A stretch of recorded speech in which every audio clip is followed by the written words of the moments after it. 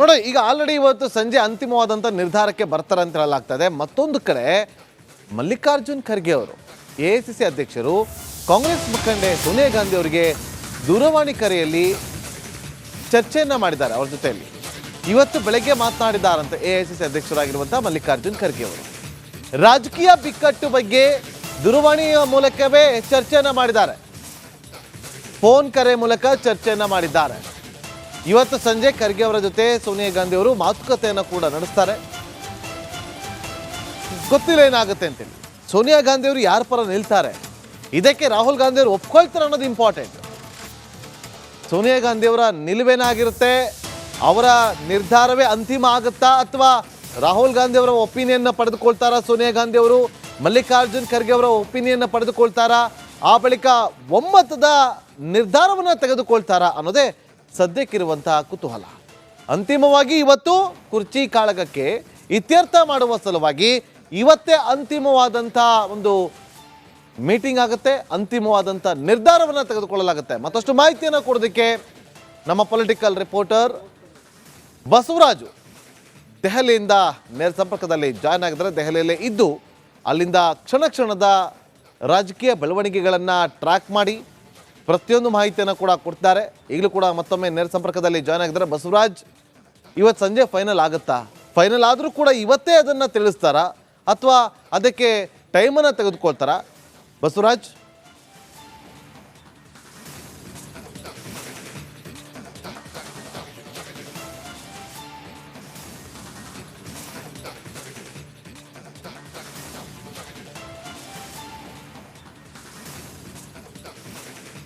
ಖಂಡಿತ ನಾಗೇಂದ್ರ ಬಾಬು, ಇವತ್ತು ಸಂಜೆ ತೆಗೆದುಕೊಳ್ತಕ್ಕಂಥ ನಿರ್ಧಾರಗಳು ರಾಜ್ಯ ರಾಜಕೀಯದ ಒಂದಷ್ಟು ಭವಿಷ್ಯವನ್ನು ಬರೆಯುವಂಥ ಲೆಕ್ಕಾಚಾರಗಳು ಇದ್ದಂತೆ ಕಾಣಿಸ್ತಾ ಇದೆ. ಯಾಕಂದರೆ ಒಂದೇ ವೇದಿಕೆಯಲ್ಲಿ ಹೈಕಮಾಂಡ್ ನಾಯಕರು ಕಾಣಿಸ್ಕೊಳ್ತಾ ಇರೋದು ಇದಕ್ಕೆ ಆಸ್ಪದ ಇರತಕ್ಕಂಥದ್ದು. ಮತ್ತು ಇಷ್ಟು ದಿನ ಕೂಡ ಒಂದೇ ವೇದಿಕೆಯಲ್ಲಿ ಹೈಕಮಾಂಡ್ ನಾಯಕರು ಕಾಣಿಸ್ಕೊಂಡಿಲ್ಲ ಈ ಬಿಕ್ಕಟ್ಟು ಪ್ರಾರಂಭವಾದ ನಂತರ. ಈಗ ಸೋನಿಯಾ ಗಾಂಧಿ ಅವರು ದೆಹಲಿಯಲ್ಲಿದ್ದಾರೆ, ರಾಹುಲ್ ಗಾಂಧಿ ಅವರು ದೆಹಲಿಯಲ್ಲಿದ್ದಾರೆ, ಮಲ್ಲಿಕಾರ್ಜುನ್ ಖರ್ಗೆ ಅವರು ಕೂಡ ದೆಹಲಿಯಲ್ಲಿದ್ದಾರೆ. ಮತ್ತು ಕಾಂಗ್ರೆಸ್ ಸಂಸದೀಯ ಮಂಡಳಿಯ ಸ್ಟ್ರಾಟಜಿ ಸಭೆ ಇರೋ ಕಾರಣಕ್ಕಾಗಿ ಈ ಸಭೆ ಬಹಳ ಮಹತ್ವ ಪಡೆದುಕೊಳ್ತಾ ಇದೆ. ಅದರ ಜೊತೆ ಕರ್ನಾಟಕದ ವಿಚಾರವನ್ನು ಕೂಡ ಬಗೆಹರಿಸಬೇಕಂತ ಅನ್ವರ್ತು ಕೂಡ ಕಾಂಗ್ರೆಸ್ ಹಗಲ ಮೇಲೆ ಇರತಕ್ಕಂಥದ್ದು. ಹೈಕಮಾಂಡ್ ಈ ನಿರ್ಧಾರವನ್ನು ಪ್ರಕಟಿಸದೆ ಹೋದರೆ, ನಿರ್ಧಾರವನ್ನು ತೆಗೆದುಕೊಳ್ಳದೆ ಹೋದರೆ ರಾಜ್ಯ ಕಾಂಗ್ರೆಸ್ನಲ್ಲಿ ಸಾಕಷ್ಟು ಜಟಿಲವಾದಂಥ ಸಮಸ್ಯೆಗಳು ಮುಂದಿನ ದಿನಗಳಲ್ಲಿ ಉದ್ಭವ ಆಗಬಹುದು ಮತ್ತು ಈ ಬಿಕ್ಕಟ್ಟು ಇನ್ನಷ್ಟು ದೊಡ್ಡ ಮಟ್ಟಕ್ಕೆ ಹೋಗುವಂಥ ಸಾಧ್ಯತೆಗಳಿದ್ದಾವೆ. ಹೀಗಾಗಿ ಮಲ್ಲಿಕಾರ್ಜುನ್ ಖರ್ಗೆ ಅವರು ಸೋನಿಯಾ ಗಾಂಧಿ ಅವರ ಜೊತೆಗೆ ಬೆಳಿಗ್ಗೆ ಒಂದು ದೂರವಾಣಿ ಕರೆ ಮೂಲಕ ಮಾತುಕತೆ ನಡೆಸಿದ್ರು ಅನ್ನುವಂಥ ಮಾಹಿತಿಗಳು ಲಭ್ಯ ಆಗ್ತಾ ಇರ್ತಕ್ಕಂಥದ್ದು. ಈ ಕರ್ನಾಟಕದ ವಿಚಾರವನ್ನು ನಾವು ಬಗೆಹರಿಸದೆ ಹೋದರೆ ಅದು ಇನ್ನಷ್ಟು ಉದ್ಭವ ಆಗುವಂಥ ಸಾಧ್ಯತೆಗಳಿದ್ದಾವೆ. ಹಾಗಾಗಿ ಇವತ್ತು ಸಂಜೆ ಏನು ಮೀಟಿಂಗ್ ಇದೆ, ಆ ಸಂಸದೀಯ ಮಂಡಳಿ ಮೀಟಿಂಗ್ ಮುಗಿದ ಬಳಿಕ ನಾವು ಕರ್ನಾಟಕದ ವಿಚಾರವಾಗಿ ಕೂತು ಚರ್ಚೆ ಮಾಡೋಣ ಅನ್ನುವಂಥ ಒಂದಷ್ಟು ಮನವಿಯನ್ನು ಮಲ್ಲಿಕಾರ್ಜುನ್ ಖರ್ಗೆ ಅವರು ಸೋನಿಯಾ ಗಾಂಧಿ ಅವರಿಗೆ ಮನವಿ ಮಾಡಿದ್ದಾರೆ ಅನ್ನುವಂಥ ಮಾಹಿತಿಗಳು ಲಭ್ಯ ಆಗ್ತಾ ಇದ್ದಾವೆ. ಈ ಮೂಲಕ ಕರ್ನಾಟಕದಲ್ಲಿ ಎದ್ದಿರ್ತಕ್ಕಂತಹ ಪವರ್ ಶೇರಿಂಗ್ ಬಿಕ್ಕಟ್ಟು ಏನಿದೆ ಅದನ್ನು ಬಗೆಹರಿಸುವಂಥ ನಿಟ್ಟಿನಲ್ಲಿ ಇವತ್ತು ಕೊನೆಯ ಸುತ್ತಿನ ಮಾತುಕತೆ ಆಗುವಂಥ ಸಾಧ್ಯತೆಗಳು ಕಾಣಿಸ್ತಾ ಇದ್ದಾವೆ. ಬಹುತೇಕವಾಗಿ ಎಲ್ಲ ಹೈಕಮಾಂಡ್ ನಾಯಕರು ಒಂದೇ ವೇದಿಕೆಯಲ್ಲಿ ಇರೋದರಿಂದ ಒಂದೇ ವೇದಿಕೆಯಲ್ಲಿ ಇವತ್ತು ನಿರ್ಧಾರ ಮಾಡಿ ಅಂತಿಮವಾಗಿ ಒಂದು ನಿರ್ಧಾರವನ್ನು ತೆಗೆದುಕೊಳ್ಳುವಂಥ ಸಾಧ್ಯತೆಗಳಿದ್ದಾವೆ. ಮತ್ತು ಆ ನಿರ್ಧಾರವನ್ನು CM DCM ಅವರು ಬುಧವಾರ ಗುರುವಾರ ಅಷ್ಟೊತ್ತಿಗೆ ದೆಹಲಿಗೆ ಬರುವಂಥ ಸಾಧ್ಯತೆ ಇದ್ದಾವೆ. ಆ ಸಂದರ್ಭದಲ್ಲಿ ಅವರಿಬ್ಬರನ್ನು ಕೂರಿಸಿಕೊಂಡು ಒಂದಷ್ಟು ಸಂದೇಶವನ್ನು ರವಾನಿಸುವಂಥ ಸಾಧ್ಯತೆಗಳಿದ್ದಾವೆ.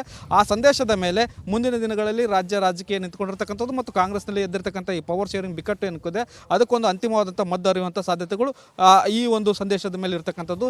ಹೀಗಾಗಿ ಇವತ್ತು ನಡೀತಾ ಇರತಕ್ಕಂಥ ಕೊನೆಯ ಸುತ್ತಿನ ಮಾತುಕತೆ ಏನಿದೆ ಅದು ಕರ್ನಾಟಕದ ಒಂದು ಭವಿಷ್ಯವನ್ನು, ಕರ್ನಾಟಕದ ಕಾಂಗ್ರೆಸ್ ಭವಿಷ್ಯವನ್ನು ನಿರ್ಧರಿಸ್ತಕ್ಕಂಥದ್ದು. Nagendra Babu. Okay, thank you Basavaraj ನಿಮ್ಮೆಲ್ಲ ಮಾಹಿತಿಗಾಗಿ.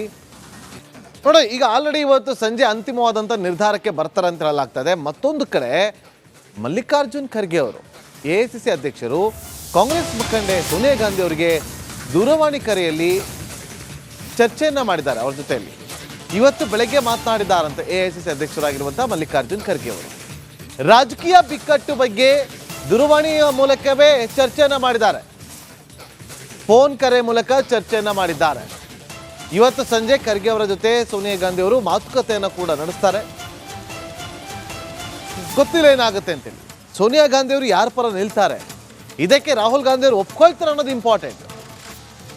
ಸೋನಿಯಾ ಗಾಂಧಿ ಅವರ ನಿಲುವೇನಾಗಿರುತ್ತೆ, ಅವರ ನಿರ್ಧಾರವೇ ಅಂತಿಮ ಆಗುತ್ತಾ ಅಥವಾ ರಾಹುಲ್ ಗಾಂಧಿ ಅವರ ಒಪಿನಿಯನ್ನ ಪಡೆದುಕೊಳ್ತಾರಾ ಸೋನಿಯಾ ಗಾಂಧಿ ಅವರು, ಮಲ್ಲಿಕಾರ್ಜುನ್ ಖರ್ಗೆ ಅವರ ಒಪಿನಿಯನ್ನ ಪಡೆದುಕೊಳ್ತಾರಾ, ಆ ಬಳಿಕ ಒಮ್ಮತದ ನಿರ್ಧಾರವನ್ನು ತೆಗೆದುಕೊಳ್ತಾರಾ ಅನ್ನೋದೇ ಸದ್ಯಕ್ಕಿರುವಂತಹ ಕುತೂಹಲ. ಅಂತಿಮವಾಗಿ ಇವತ್ತು ಕುರ್ಚಿ ಕಾಳಗಕ್ಕೆ ಇತ್ಯರ್ಥ ಮಾಡುವ ಸಲುವಾಗಿ ಇವತ್ತೇ ಅಂತಿಮವಾದಂಥ ಒಂದು ಮೀಟಿಂಗ್ ಆಗುತ್ತೆ, ಅಂತಿಮವಾದಂಥ ನಿರ್ಧಾರವನ್ನು ತೆಗೆದುಕೊಳ್ಳಲಾಗುತ್ತೆ. ಮತ್ತಷ್ಟು ಮಾಹಿತಿಯನ್ನು ಕೊಡೋದಕ್ಕೆ ನಮ್ಮ ಪೊಲಿಟಿಕಲ್ ರಿಪೋರ್ಟರ್ ಬಸವರಾಜು ದೆಹಲಿಯಿಂದ ನೇರ ಸಂಪರ್ಕದಲ್ಲಿ ಜಾಯ್ನ್ ಆಗಿದ್ದಾರೆ. ದೆಹಲಿಯಲ್ಲೇ ಇದ್ದು ಅಲ್ಲಿಂದ ಕ್ಷಣ ಕ್ಷಣದ ರಾಜಕೀಯ ಬೆಳವಣಿಗೆಗಳನ್ನು ಟ್ರ್ಯಾಕ್ ಮಾಡಿ ಪ್ರತಿಯೊಂದು ಮಾಹಿತಿಯನ್ನು ಕೂಡ ಕೊಡ್ತಾರೆ. ಈಗಲೂ ಕೂಡ ಮತ್ತೊಮ್ಮೆ ನೇರ ಸಂಪರ್ಕದಲ್ಲಿ ಜಾಯ್ನ್ ಆಗಿದ್ದಾರೆ. ಬಸವರಾಜ್, ಇವತ್ತು ಸಂಜೆ ಫೈನಲ್ ಆಗುತ್ತಾ? ಫೈನಲ್ ಆದರೂ ಕೂಡ ಇವತ್ತೇ ಅದನ್ನು ತಿಳಿಸ್ತಾರಾ ಅಥವಾ ಅದಕ್ಕೆ ಟೈಮನ್ನು ತೆಗೆದುಕೊಳ್ತಾರಾ? ಬಸವರಾಜ್,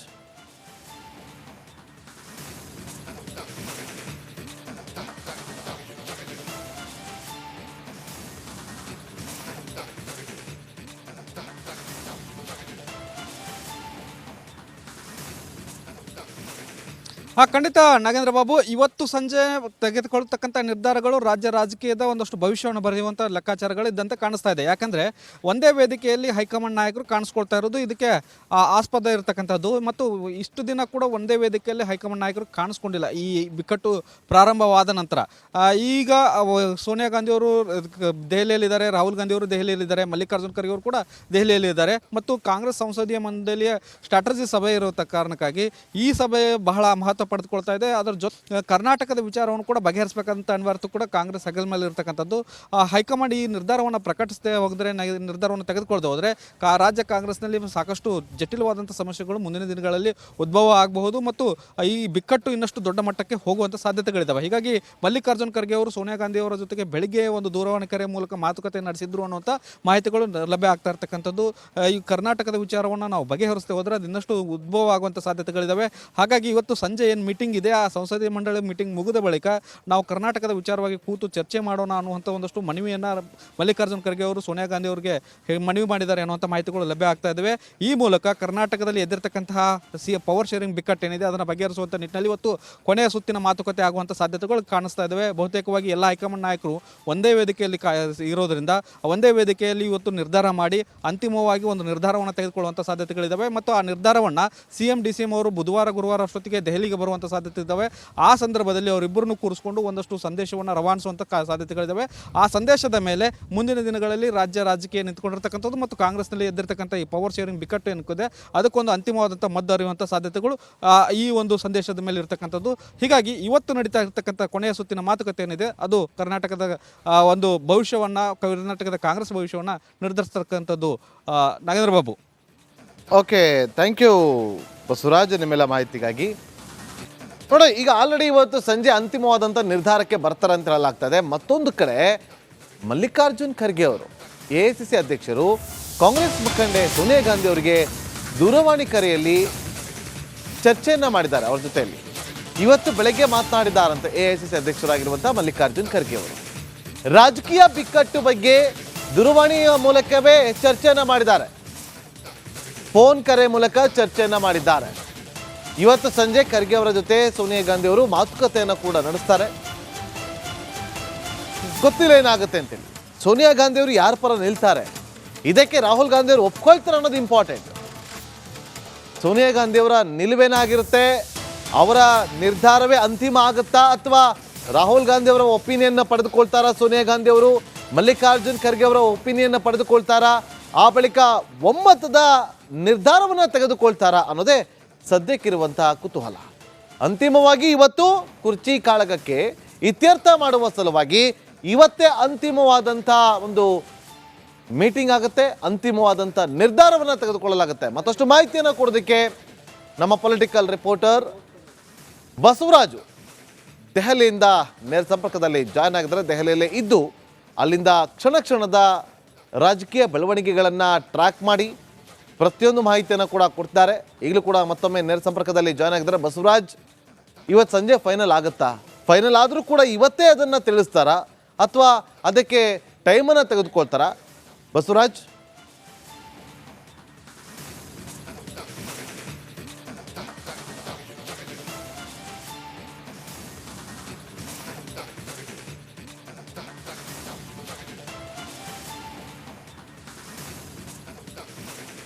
ಖಂಡಿತ ನಾಗೇಂದ್ರ ಬಾಬು, ಇವತ್ತು ಸಂಜೆ ತೆಗೆದುಕೊಳ್ತಕ್ಕಂಥ ನಿರ್ಧಾರಗಳು ರಾಜ್ಯ ರಾಜಕೀಯದ ಒಂದಷ್ಟು ಭವಿಷ್ಯವನ್ನು ಬರೆಯುವಂಥ ಲೆಕ್ಕಾಚಾರಗಳು ಇದ್ದಂತೆ ಕಾಣಿಸ್ತಾ ಇದೆ. ಯಾಕಂದರೆ ಒಂದೇ ವೇದಿಕೆಯಲ್ಲಿ ಹೈಕಮಾಂಡ್ ನಾಯಕರು ಕಾಣಿಸ್ಕೊಳ್ತಾ ಇರೋದು ಇದಕ್ಕೆ ಆಸ್ಪದ ಇರತಕ್ಕಂಥದ್ದು. ಮತ್ತು ಇಷ್ಟು ದಿನ ಕೂಡ ಒಂದೇ ವೇದಿಕೆಯಲ್ಲಿ ಹೈಕಮಾಂಡ್ ನಾಯಕರು ಕಾಣಿಸ್ಕೊಂಡಿಲ್ಲ ಈ ಬಿಕ್ಕಟ್ಟು ಪ್ರಾರಂಭವಾದ ನಂತರ. ಈಗ ಸೋನಿಯಾ ಗಾಂಧಿಯವರು ದೆಹಲಿಯಲ್ಲಿದ್ದಾರೆ, ರಾಹುಲ್ ಗಾಂಧಿಯವರು ದೆಹಲಿಯಲ್ಲಿದ್ದಾರೆ, ಮಲ್ಲಿಕಾರ್ಜುನ್ ಖರ್ಗೆ ಅವರು ಕೂಡ ದೆಹಲಿಯಲ್ಲಿದ್ದಾರೆ. ಮತ್ತು ಕಾಂಗ್ರೆಸ್ ಸಂಸದೀಯ ಮಂಡಳಿಯ ಸ್ಟ್ರಾಟಜಿ ಸಭೆ ಇರೋ ಕಾರಣಕ್ಕಾಗಿ ಈ ಸಭೆ ಬಹಳ ಮಹತ್ವ ಪಡೆದುಕೊಳ್ತಾ ಇದೆ. ಅದರ ಜೊತೆ ಕರ್ನಾಟಕದ ವಿಚಾರವನ್ನು ಕೂಡ ಬಗೆಹರಿಸಬೇಕಂತ ಅನ್ವರ್ತು ಕೂಡ ಕಾಂಗ್ರೆಸ್ ಹಗಲ ಮೇಲೆ ಇರತಕ್ಕಂಥದ್ದು. ಹೈಕಮಾಂಡ್ ಈ ನಿರ್ಧಾರವನ್ನು ಪ್ರಕಟಿಸದೆ ಹೋದರೆ, ನಿರ್ಧಾರವನ್ನು ತೆಗೆದುಕೊಳ್ಳದೆ ಹೋದರೆ ರಾಜ್ಯ ಕಾಂಗ್ರೆಸ್ನಲ್ಲಿ ಸಾಕಷ್ಟು ಜಟಿಲವಾದಂಥ ಸಮಸ್ಯೆಗಳು ಮುಂದಿನ ದಿನಗಳಲ್ಲಿ ಉದ್ಭವ ಆಗಬಹುದು ಮತ್ತು ಈ ಬಿಕ್ಕಟ್ಟು ಇನ್ನಷ್ಟು ದೊಡ್ಡ ಮಟ್ಟಕ್ಕೆ ಹೋಗುವಂಥ ಸಾಧ್ಯತೆಗಳಿದ್ದಾವೆ. ಹೀಗಾಗಿ ಮಲ್ಲಿಕಾರ್ಜುನ್ ಖರ್ಗೆ ಅವರು ಸೋನಿಯಾ ಗಾಂಧಿ ಅವರ ಜೊತೆಗೆ ಬೆಳಿಗ್ಗೆ ಒಂದು ದೂರವಾಣಿ ಕರೆ ಮೂಲಕ ಮಾತುಕತೆ ನಡೆಸಿದ್ರು ಅನ್ನುವಂಥ ಮಾಹಿತಿಗಳು ಲಭ್ಯ ಆಗ್ತಾ ಇರ್ತಕ್ಕಂಥದ್ದು. ಈ ಕರ್ನಾಟಕದ ವಿಚಾರವನ್ನು ನಾವು ಬಗೆಹರಿಸದೆ ಹೋದರೆ ಅದು ಇನ್ನಷ್ಟು ಉದ್ಭವ ಆಗುವಂಥ ಸಾಧ್ಯತೆಗಳಿದ್ದಾವೆ. ಹಾಗಾಗಿ ಇವತ್ತು ಸಂಜೆ ಏನು ಮೀಟಿಂಗ್ ಇದೆ, ಆ ಸಂಸದೀಯ ಮಂಡಳಿ ಮೀಟಿಂಗ್ ಮುಗಿದ ಬಳಿಕ ನಾವು ಕರ್ನಾಟಕದ ವಿಚಾರವಾಗಿ ಕೂತು ಚರ್ಚೆ ಮಾಡೋಣ ಅನ್ನುವಂಥ ಒಂದಷ್ಟು ಮನವಿಯನ್ನು ಮಲ್ಲಿಕಾರ್ಜುನ್ ಖರ್ಗೆ ಅವರು ಸೋನಿಯಾ ಗಾಂಧಿ ಅವರಿಗೆ ಮನವಿ ಮಾಡಿದ್ದಾರೆ ಅನ್ನುವಂಥ ಮಾಹಿತಿಗಳು ಲಭ್ಯ ಆಗ್ತಾ ಇದ್ದಾವೆ. ಈ ಮೂಲಕ ಕರ್ನಾಟಕದಲ್ಲಿ ಎದ್ದಿರ್ತಕ್ಕಂತಹ ಪವರ್ ಶೇರಿಂಗ್ ಬಿಕ್ಕಟ್ಟೇನಿದೆ ಅದನ್ನು ಬಗೆಹರಿಸುವಂಥ ನಿಟ್ಟಿನಲ್ಲಿ ಇವತ್ತು ಕೊನೆಯ ಸುತ್ತಿನ ಮಾತುಕತೆ ಆಗುವಂಥ ಸಾಧ್ಯತೆಗಳು ಕಾಣಿಸ್ತಾ ಇದ್ದಾವೆ. ಬಹುತೇಕವಾಗಿ ಎಲ್ಲ ಹೈಕಮಾಂಡ್ ನಾಯಕರು ಒಂದೇ ವೇದಿಕೆಯಲ್ಲಿ ಇರೋದರಿಂದ ಒಂದೇ ವೇದಿಕೆಯಲ್ಲಿ ಇವತ್ತು ನಿರ್ಧಾರ ಮಾಡಿ ಅಂತಿಮವಾಗಿ ಒಂದು ನಿರ್ಧಾರವನ್ನು ತೆಗೆದುಕೊಳ್ಳುವಂಥ ಸಾಧ್ಯತೆಗಳಿದ್ದಾವೆ. ಮತ್ತು ಆ ನಿರ್ಧಾರವನ್ನು CM DCM ಅವರು ಬುಧವಾರ ಗುರುವಾರ ಅಷ್ಟೊತ್ತಿಗೆ ದೆಹಲಿಗೆ ಬರುವಂಥ ಸಾಧ್ಯತೆ ಇದ್ದಾವೆ. ಆ ಸಂದರ್ಭದಲ್ಲಿ ಅವರಿಬ್ಬರನ್ನು ಕೂರಿಸಿಕೊಂಡು ಒಂದಷ್ಟು ಸಂದೇಶವನ್ನು ರವಾನಿಸುವಂಥ ಸಾಧ್ಯತೆಗಳಿದ್ದಾವೆ. ಆ ಸಂದೇಶದ ಮೇಲೆ ಮುಂದಿನ ದಿನಗಳಲ್ಲಿ ರಾಜ್ಯ ರಾಜಕೀಯ ನಿಂತ್ಕೊಂಡಿರ್ತಕ್ಕಂಥದ್ದು ಮತ್ತು ಕಾಂಗ್ರೆಸ್ನಲ್ಲಿ ಎದ್ದಿರ್ತಕ್ಕಂಥ ಈ ಪವರ್ ಶೇರಿಂಗ್ ಬಿಕ್ಕಟ್ಟು ಏನಿದೆ ಅದಕ್ಕೊಂದು ಅಂತಿಮವಾದಂಥ ಮದ್ದು ಅರಿಯುವಂಥ ಸಾಧ್ಯತೆಗಳು ಈ ಒಂದು ಸಂದೇಶದ ಮೇಲೆ ಇರತಕ್ಕಂಥದ್ದು. ಹೀಗಾಗಿ ಇವತ್ತು ನಡೀತಾ ಇರತಕ್ಕಂಥ ಕೊನೆಯ ಸುತ್ತಿನ ಮಾತುಕತೆ ಏನಿದೆ ಅದು ಕರ್ನಾಟಕದ ಒಂದು ಭವಿಷ್ಯವನ್ನು, ಕರ್ನಾಟಕದ ಕಾಂಗ್ರೆಸ್ ಭವಿಷ್ಯವನ್ನು ನಿರ್ಧರಿಸ್ತಕ್ಕಂಥದ್ದು. Nagendra Babu. Okay, thank you Basavaraj, ನಿಮ್ಮೆಲ್ಲ ಮಾಹಿತಿ